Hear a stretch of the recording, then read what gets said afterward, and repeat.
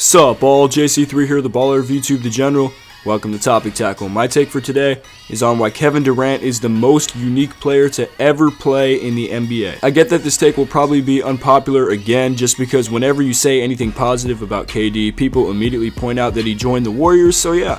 It is what it is, and by this tweet response you basically get how KD himself feels about it. Today I don't want to focus on who he plays for, I just want to analyze the basketball player alone, and hopefully you can be open-minded here and track with me on this one. Thank you for all the support on the past videos as well, including the video I did on KD. I released it on July 4th, and people continue to leave feedback on it, which is great.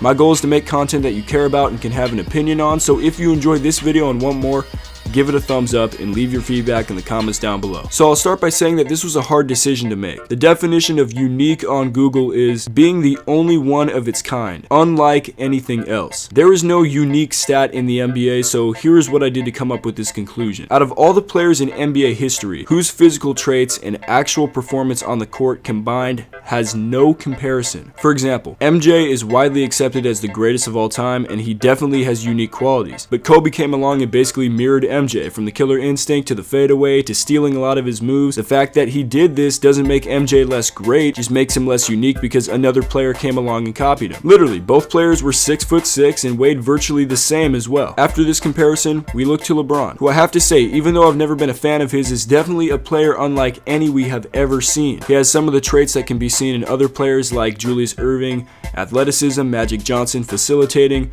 a prime Adrian Dantley scoring, and Oscar Robertson and Scottie Pippen all around play. But the only problem is none of these players were 6'8", 250-pound small forwards that could get to the rim whenever they wanted. LeBron beats all of them by a wide margin when it comes to dominance and physical presence on the court. Now with that said, here's my case for Durant, which is inspired by an article I read on SB Nation by Ricky O'Donnell. Keep in mind that Durant admitted in December that he is actually 7 feet tall with shoes on and not his 6'9" listed height. Throw aside your dislike of KD or his team for a moment and think about the basketball player only. LeBron can't shoot like Durant, Larry Bird wasn't as quick, Magic didn't have the range, and MJ wasn't 7 feet tall. Every tall skinny kid that plays forward gets the Durant comparison because KD is the modern standard for what teams want in a small forward. He is tall and long with a 7'5" wingspan, can get to his spot fast with long strides creating his own shot off the dribble, can run off the ball, around screens, or off a pick, and then roll to get open, can nail threes from 35 feet out, has the quickness and passing ability of a guard, and can protect the rim like a center. And when you close out on him, he'll just shoot over you with ease. He scores like Kobe, but at a much more efficient rate. His performance in the finals this year was one of the most efficient in NBA history. Via the article,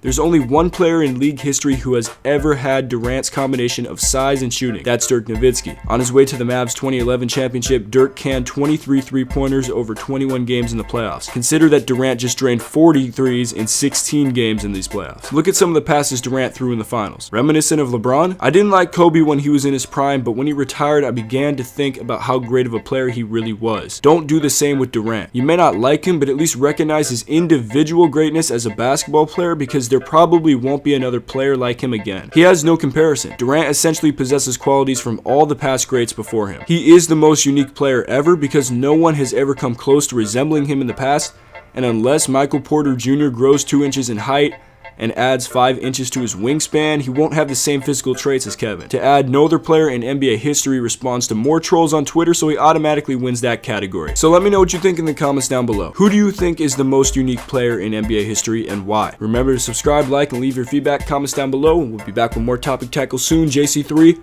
out!